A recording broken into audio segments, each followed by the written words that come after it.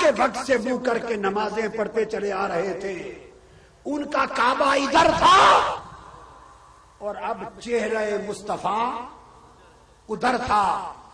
اس لمحہ امتحان کا ذکر اللہ پاک قرآن میں کرتا کہ فرمایا وما جعلنا القبلة التي كنت عليها الا لنعلم من يتبع الرسول ممن ينقلب على عقبيه۔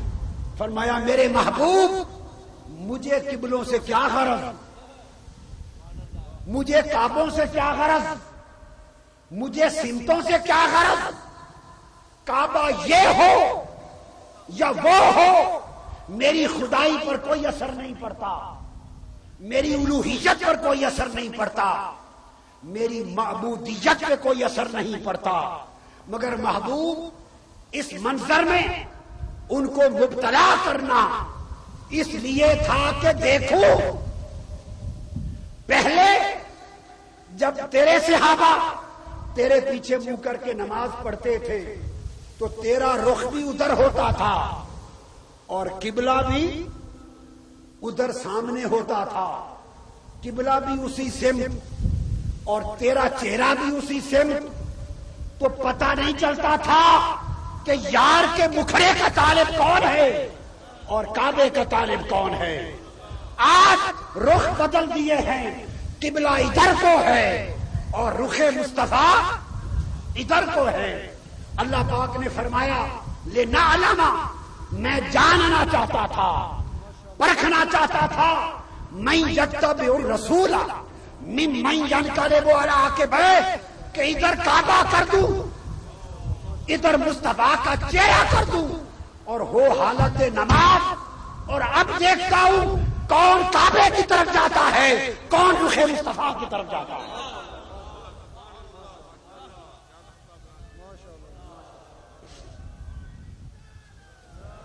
یہ قرآن کہہ رہا، اللہ نے فرمایا ہم پرکھنا چاہتے تھے۔ وہ جو بات بتا رہا تھا نا کہ ایمان نام ہے ماننے کا، اور سوال ہے کہ ماننا کس کو؟ ماننا اللہ نے فرمایا لنعلم، میں پرکھنا چاہتا ہوں کون کعبے کی وجہ سے مصطفیٰ کو مانتا ہے اور کون مصطفیٰ کی وجہ سے کعبے کو مانتا ہے۔ ماننے کا مرکز کیا ہے؟ کون قبلہ اور کعبہ کے ذریعے سے مصطفیٰ تک پہنچتا ہے اور کون مصطفیٰ کے ذریعے سے کعبے کو جانتا ہے۔ آج دیکھتے ہیں کہ اصل مانتے کس کو ہیں۔ فرمایا یہ امتحان تھا، میں نے بیت المقدس کا قبلہ ادھر کیا، رخ مصطفیٰ ادھر کیا، اور پھر کیا ہوا؟ فرمایا لنعلم من یتبع الرسول ممن ینقلب علی عقبیہ، اور فرمایا کہ ان کانت لکبیرۃ الا علی الذین ھدی اللہ، یہ بڑی بھاری گڑی تھی، یہ امتحان بڑا سخت تھا کہ حالت نماز میں نہ کسی سے پوچھ سکتے ہیں، نہ مشورہ کر سکتے ہیں، نہ سوال و جواب کر سکتے ہیں، ہر کوئی نماز میں چپ کھڑا ہے، کرے تو کرے کیا؟ فرمایا اس گھڑی میں الا علی الذین ھدی اللہ، چونکہ ان کو اللہ نے ہدایت دی تھی، اور ہدایت کا معنی ہے مصطفیٰ کے مقام کی معرفت دی تھی، لہذا ان کے لیے مشکل نہ رہی۔ ایک لمحے میں صحابہ نے سوچا اور سوچتے ہی اگلے لمحے سارے صحابہ نے قبلے کو چھوڑ دیا اور رخ مصطفیٰ کو اپنا دیا۔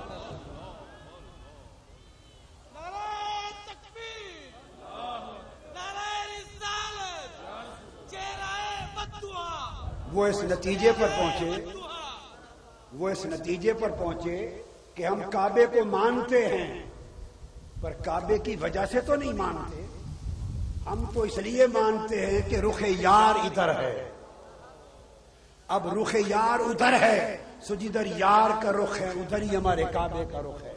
تو گویا ایمان نام ہے ماننے کا، اور ماننا نہ کعبے کو نہ کسی سمت کو ماننا، فقط مصطفیٰ کو۔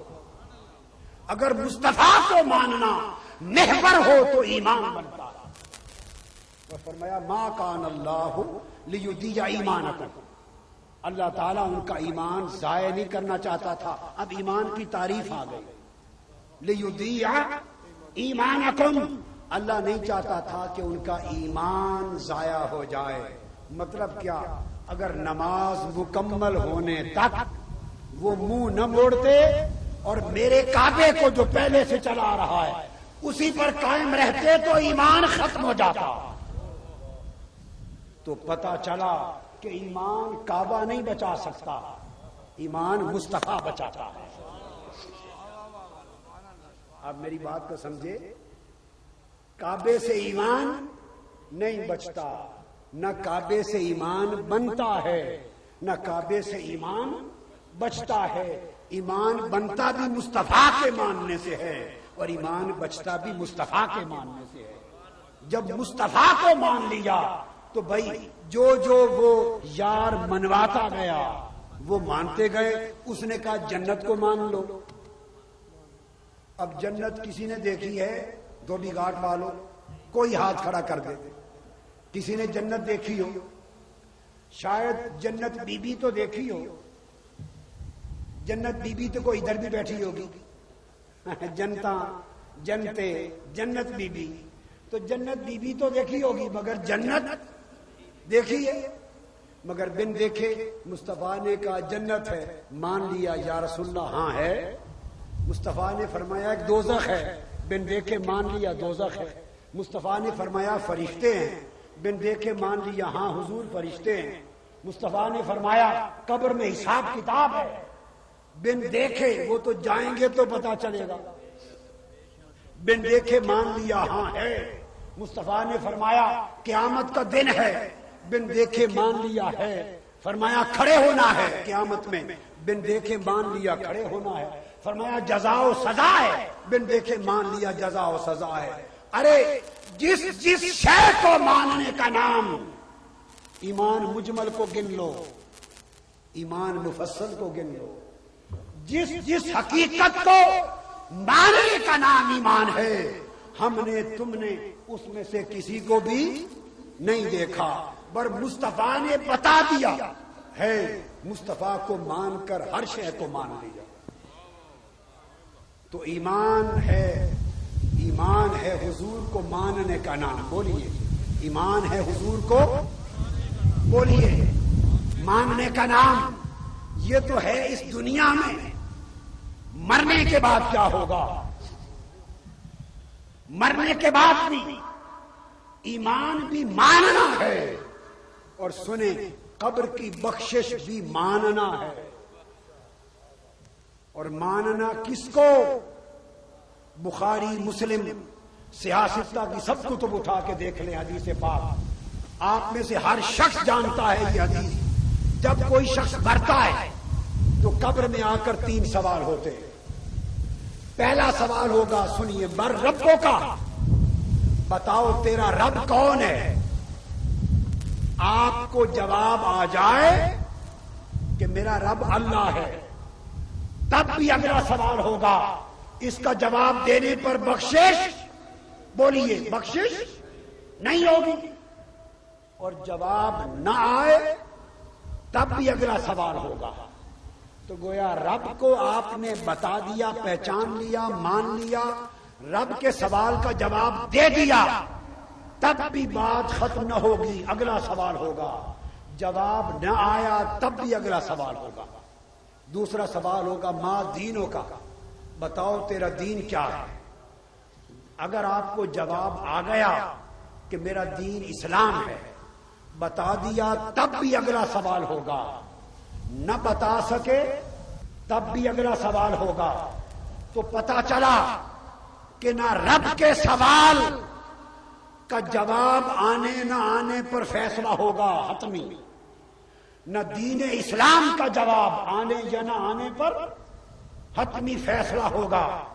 پھر تیسرا سوال ہوگا ما کنت تقول فی حق ھذا الرجل محمد صلی اللہ علیہ وسلم، اس ہستی محمد مصطفیٰ کے بارے میں بتا تو کیا کہا کرتا تھا. یہ سوال ہوگا. پردہ اٹھا دیا جائے گا. دیدار مصطفیٰ کروایا جائے گا.